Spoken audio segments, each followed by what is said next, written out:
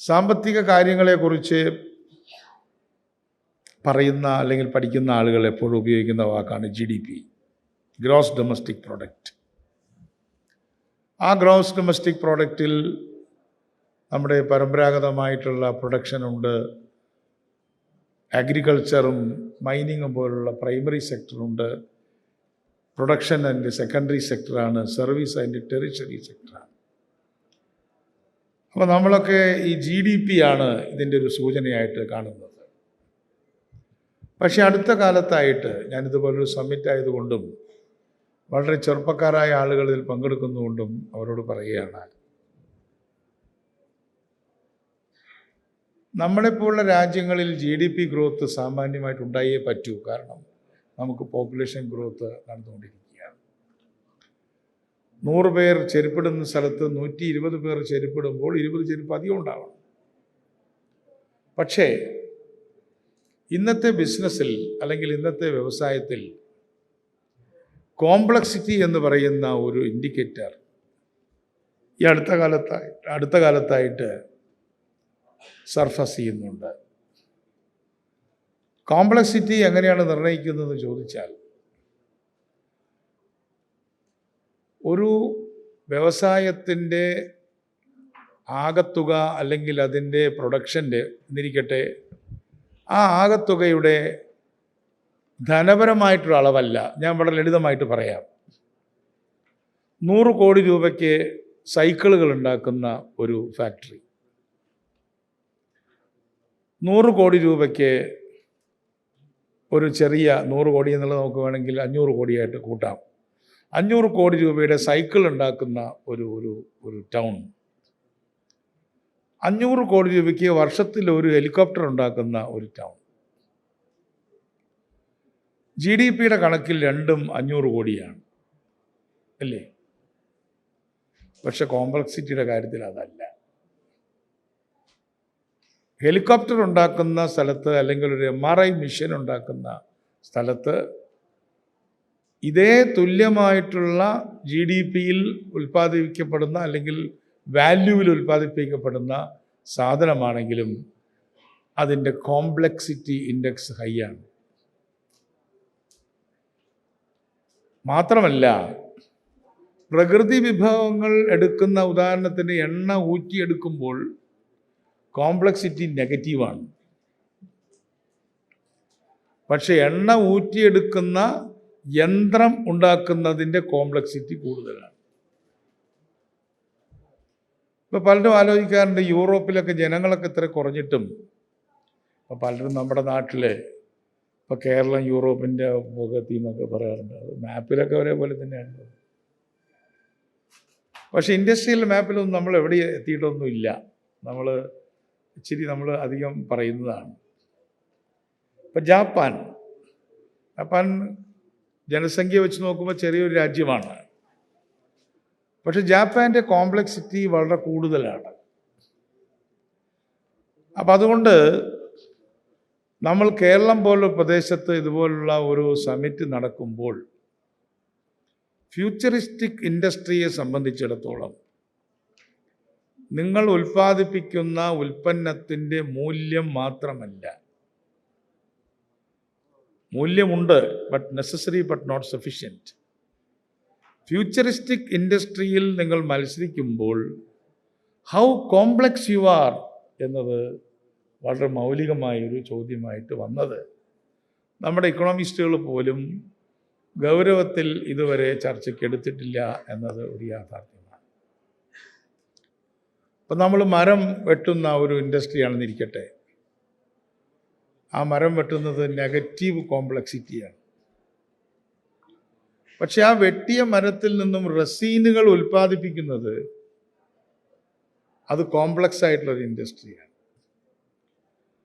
അപ്പോൾ കേരളം പോലൊരു സ്ഥലത്ത് ഞാനിപ്പോൾ ഒരു ആർഗ്യുമെൻ്റ് അല്ല, ഞാനൊരു ഓപ്പണായിട്ട് നിങ്ങളോട് ഡിസ്കസ് ചെയ്യാണ്. കേരളം പോലൊരു സ്ഥലത്ത് നല്ല ബുദ്ധിശക്തിയുള്ള ആളുകൾ ധാരാളം ഉണ്ടായിക്കൊണ്ടിരിക്കുന്നൊരു സ്ഥലം, ജിയോഗ്രഫിക്കായിട്ട് വളരെ ലിമിറ്റേഷനുള്ളൊരു സ്ഥലം, നാച്ചുറൽ റിസോഴ്സസ് ഒരുപാടൊന്നും എടുക്കാൻ പറ്റാത്തൊരു സ്ഥലം. അപ്പം അങ്ങനെയുള്ള സ്ഥലത്ത്, കേരളത്തെ പോലൊരു സ്ഥലത്ത് ഇന്നല്ലെങ്കിൽ നാളെ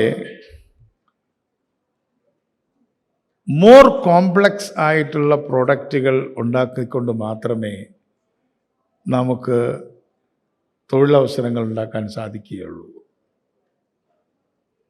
വളരെ ലെസ് കോംപ്ലക്സ് ആയിട്ടുള്ളതും നെഗറ്റീവ് കോംപ്ലക്സ് ആയിട്ടുള്ള കാര്യങ്ങൾ, ഉദാഹരണത്തിന് നമുക്ക് തന്നെ എടുക്കാം. ഇപ്പോൾ ഏറ്റവും എളുപ്പത്തിൽ ചെയ്യാവുന്നൊരു കാര്യമാണ് പാറ പൊട്ടിക്കലാണ്. പക്ഷെ പാറ പൊട്ടിക്കാൻ ഇപ്പോൾ കഴിയുന്നില്ല. പൊട്ടിക്കണോ വേണ്ടേ എന്നുള്ളതല്ല, പക്ഷെ നമ്മുടെ ജനസംഖ്യാ സാന്ദ്രതയും പാരിസ്ഥിതികമായിട്ടുള്ള പ്രശ്നങ്ങളും കാരണം പറ്റുന്നില്ല. എന്ന് പറഞ്ഞാൽ ആ മൈനിങ് എന്ന് പറയുന്ന വ്യവസായം കേരളത്തിൽ ഒരു സാച്ചുറേഷനിലേക്ക് എത്തിക്കൊണ്ടിരിക്കുകയാണ്. പക്ഷേ ധാരാളം ബുദ്ധിശക്തി ഉള്ള ഒരു രാജ്യത്തെ, സമൂഹത്തെ സംബന്ധിച്ചിടത്തോളം കോംപ്ലക്സ് ആയ കാര്യങ്ങൾ അതിൽ ഒരു ലിമിറ്റേഷൻ ഇല്ല. ഉദാഹരണത്തിന് ഇപ്പോൾ 3D പ്രിൻറ്റിങ് നമ്മുടെ നാട്ടിൽ വന്നിട്ട് കുറച്ച് നാളായി. ഞാനൊരു സ്റ്റാർട്ടപ്പുകാരെ കണ്ടപ്പോൾ അവർ പറഞ്ഞു, ഞങ്ങൾ 3D പ്രിൻറ്റിങ് ചെയ്യല്ല ചെയ്യുന്നത്, ഞങ്ങൾ 3D പ്രിൻറ്റേഴ്സ് ഉണ്ടാക്കിക്കൊണ്ടിരിക്കുകയാണ്. ഇവിടെ നമ്മുടെ തിരുവനന്തപുരത്ത് തന്നെയാണ്. അതൊരു കോംപ്ലക്സിറ്റി ഇൻഡെക്സിൽ ഹൈ ആയിട്ടുള്ള ഒരു കാര്യമാണ്. അതിനധികം സ്ഥലമൊന്നും വേണ്ട. അതുകൊണ്ട് നമ്മുടെ ഇൻഡസ്ട്രിയെക്കുറിച്ച് ചിന്തിക്കുന്ന സന്ദർഭങ്ങളിൽ പരമ്പരാഗത ഇൻഡസ്ട്രിയിൽ നിന്നും ഭിന്നമായി, പരമ്പരാഗത ഇൻഡസ്ട്രികൾക്കൊക്കെ അതർഹിക്കുന്ന സ്ഥാനമുണ്ട്, സംശയമില്ല. പരമ്പരാഗതമായിട്ടുള്ള ഇൻഡസ്ട്രികൾക്ക് പുറമേ ടൂറിസം പോലുള്ള സർവീസ് സെക്ടറിന് പുറമേ, ഇതിനൊക്കെ വരുമ്പോൾ ടൂറിസവും ഹോട്ടലും ഈ കോംപ്ലക്സ് ഇൻഡസ്ട്രി വരുന്ന സ്ഥലത്തും അതിൻ്റെ പ്രീ റിക്വസിറ്റാണ്. ഇപ്പം തന്നെ നമ്മളൊരു ഹോട്ടലിലാണ് നിൽക്കുന്നത്. ഇതൊരു ചെറിയൊരു ഹാംലെറ്റായിരുന്നു ഈ പറയുന്ന തൈക്കാട്, പക്ഷേ ഇവിടെ വലിയൊരു 5 സ്റ്റാർ ഹോട്ടലുണ്ടായി. അതുകൊണ്ട് ഇനി വ്യവസായത്തിലേക്ക് വരുന്ന ആളുകൾ വലിയ റൂഫുകളും വലിയ കമ്പനികൾ അല്ലെങ്കിൽ വലിയ വലിയ ഫാക്ടറികൾ ഉണ്ടാക്കണ്ട എന്നല്ല ഞാൻ പറയുന്നത്. ഉണ്ടാക്കുന്നതോടൊപ്പം ഇത്തരത്തിൽ ലോകം മുന്നോട്ട് പോകുമ്പോൾ അതിനകത്ത് ഒരുപാട് ഓപ്പർച്യൂണിറ്റി ഉണ്ട് എന്ന് ചൂണ്ടിക്കാണിക്കാനാണ് ഞാൻ ആഗ്രഹിക്കുന്നത്. രണ്ടാമത്തതാണ് ഇതിനകത്തു തന്നെയുള്ള R&D. ഇന്ന് R&D എന്ന് പറയുന്നത് ഒരു നിലവിലുള്ള വ്യവസായത്തിൻ്റെ ഒരു R&D വിഭാഗം എന്നുള്ളതാണ് പൊതുവിൽ. പക്ഷേ നമുക്ക് തിരുവനന്തപുരത്ത് R&D ചെയ്യുന്ന കേന്ദ്ര ഗവൺമെൻറ്റിൻ്റെ സ്ഥാപനങ്ങൾ പതിറ്റാണ്ടുകളായിട്ടുണ്ട്. പക്ഷെ R&Dയും ഒരു ബിസിനസ്സാണ്. റിസർച്ച് ആൻഡ് ഡെവലപ്മെൻറ്റ് എന്ന് പറയുന്നത് ഏതെങ്കിലും ഒരു യൂണിവേഴ്സിറ്റിയുടെയോ അല്ലെങ്കിൽ ഒരു വലിയ വ്യവസായശാലയുടെയോ ഭാഗം മാത്രമല്ല. R&D തന്നെ ഒരു ബിസിനസ്സായി ഒരു സ്റ്റാർട്ടപ്പിന് ചെയ്യാനായിട്ട് സാധിക്കും. അവിടെയും വളരെ കോംപ്ലക്സ് ആയിട്ടുള്ള കാര്യങ്ങൾ നിർദ്ധാരണം ചെയ്യാൻ എഞ്ചിനീയറിംഗ് കോളേജിൽ പഠിക്കുന്ന 10-12 കുട്ടികൾ ചേർന്ന് ഉണ്ടാക്കുന്ന ഒരു സ്റ്റാർട്ടപ്പിന് അതിൻ്റെ തിരി കൊളുത്താനായിട്ട് സാധിക്കും. മൂന്നാമതായിട്ട് എനിക്ക് പറയാനുള്ള കാര്യം, ഈ വ്യവസായങ്ങളുടെയൊക്കെ വളരെ പരമ്പരാഗതമായിട്ടുള്ള ചില പ്രശ്നങ്ങളാണ്. അതിലൊന്നാണ് റെൻ്റ്. അപ്പോൾ റെൻ്റ് എന്ന് പറയുന്നത് എല്ലാ വ്യവസായത്തിൻ്റെയും ഒരു വെല്ലുവിളിയാണ്. അമേരിക്കയിലെ സ്റ്റാർട്ടപ്പുകളൊക്കെ ചിലർ പറയും അതൊരു കാർ ഷെഡിലാണ് തുടങ്ങിയത്. നമ്മുടെ നാരായണമൂർത്തി ഒരു കാർ ഷെഡിലാണ് തുടങ്ങിയത്. റെൻ്റ് കൊടുക്കാതിരിക്കാൻ വേണ്ടിയാണ്. നോ റെൻ്റ് എന്നാണ് എൻ്റെ അർത്ഥം. അപ്പോൾ ഒരു റെൻ്റ്ലെസ് സ്പേസ് ഉണ്ടാവുക എന്നുള്ളത് ഒരു ഗവൺമെൻറ്റിൻ്റെ ഏറ്റവും പ്രധാനപ്പെട്ട ചുമതലയാണ്. സ്റ്റാർട്ടപ്പ് എന്ന് പറഞ്ഞിട്ട് കാര്യമില്ല. റെൻ്റ് പോലെ തന്നെയാണ് ഇൻട്രസ്റ്റ് റേറ്റ്. 12% ഇൻട്രസ്റ്റിന് ലോൺ എടുത്തിട്ട് സ്റ്റാർട്ടപ്പ് ഒന്നും ഇവിടെ എത്താൻ പോകുന്നില്ല. അതൊക്കെ സ്റ്റോപ്പപ്പായിട്ട് മാറാൻ പോവുകയാണ്. നമ്മുടെ സ്റ്റാർട്ടപ്പുകളുടെ മോർട്ടാലിറ്റി റേറ്റ് ഭയങ്കര ഹൈ ആണ് അല്ലേ? 100 കുട്ടികളെ പ്രസവിച്ചാൽ 50 കുട്ടികളും മരിച്ചു പോവുകയാണ് ചെയ്യുന്നത്. നമ്മൾ ചൈൽഡ് മോർട്ടാലിറ്റി എന്ന് പറയുന്ന പോലെ തന്നെയാണ് ഇൻഡസ്ട്രിയൽ മോർട്ടാലിറ്റി. പണ്ടൊക്കെ അത് യൂണിയൻ ഉണ്ടായത് കൊണ്ടാണ്, ഇപ്പോൾ യൂണിയനൊന്നും ഉണ്ടാക്കണമെന്നില്ല. അങ്ങനെ പറഞ്ഞിരുന്നത് പോലും പലപ്പോഴും പൂർണ്ണമായും ശരിയല്ല, അതുണ്ടായിരുന്നില്ല എന്നല്ല. അപ്പോൾ industrial mortality rate, child mortality rate പോലെ തന്നെ കഴിഞ്ഞ ഒരു വർഷക്കാലം തിരുവനന്തപുരത്ത് ജനിച്ച നമ്മുടെ സ്റ്റാർട്ടപ്പുകളിൽ എത്ര എണ്ണം ഇപ്പോൾ ജീവിച്ചിരിപ്പുണ്ട്, അല്ലെങ്കിൽ 5 വർഷത്തിന് ശേഷം ജീവിച്ചിരിപ്പുണ്ട്? അത് അവരെ പരിഹസിക്കാനോ വിമർശിക്കാനോ അല്ല. അപ്പോൾ ഒരു ഫോറൻസിക് റിവ്യൂ അനിവാര്യമാണ്.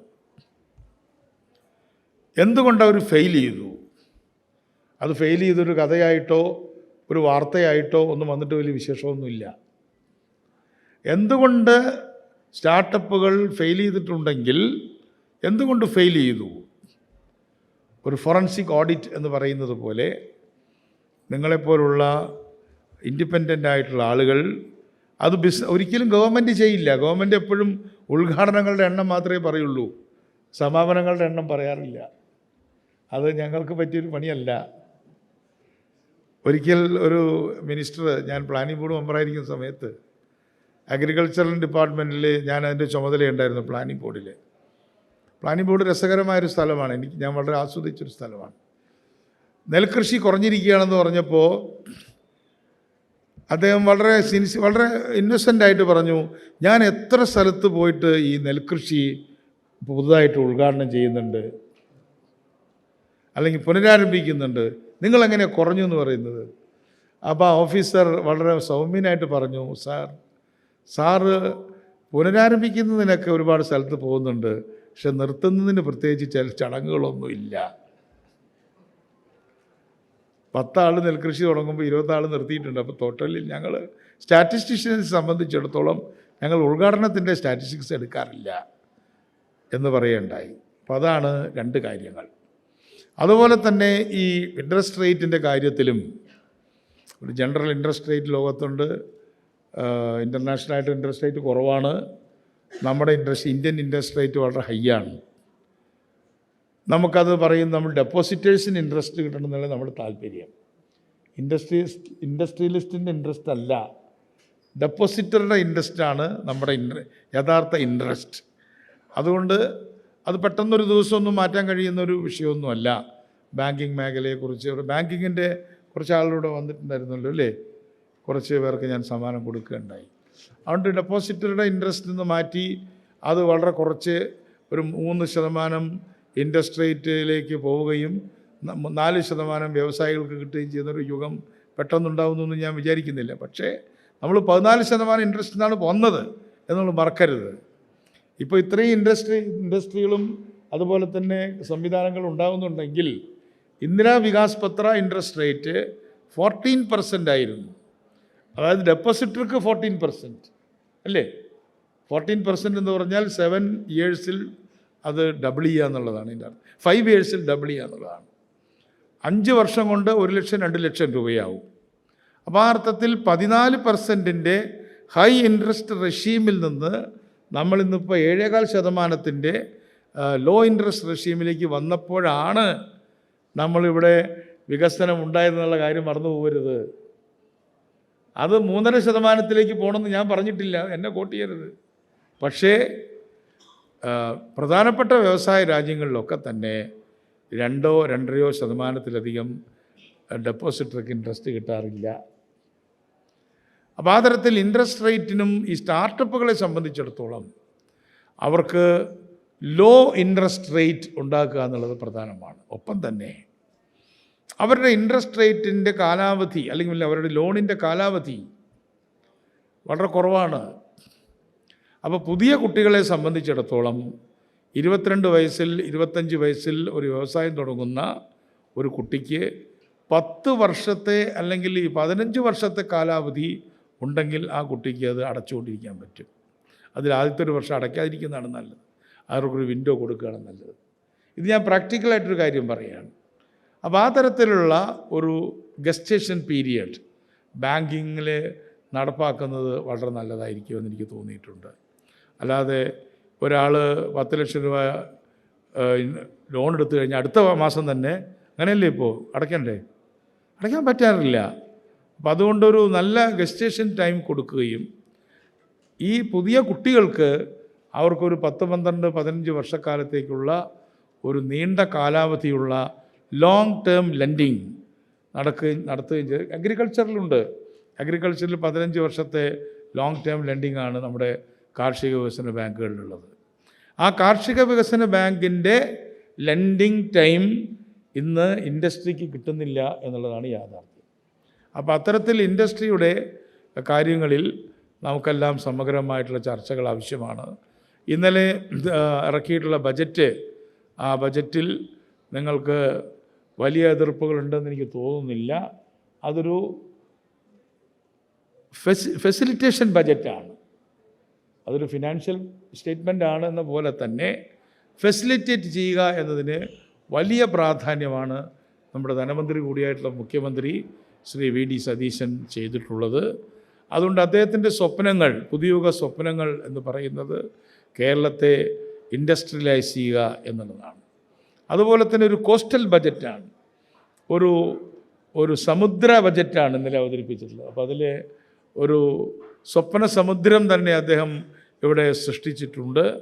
ഇന്ന് 10-25 വയസ്സായ കുട്ടികൾ, ചെറുപ്പക്കാർ, അവരുടെ ജീവിതത്തിൽ ഈ ബജറ്റും ഈ കാഴ്ചപ്പാടും അല്ലെങ്കിൽ ഈ ഒരു വിഷനും കേരളത്തിൻ്റെ വികസനത്തിന് വേണ്ടിയിട്ടുള്ള ഒരു വലിയ ബ്ലൂ പ്രിൻ്റ് ആയിരിക്കും എന്ന് മാത്രമേ ഞാൻ ഈ സന്ദർഭത്തിൽ പറയുന്നുള്ളൂ.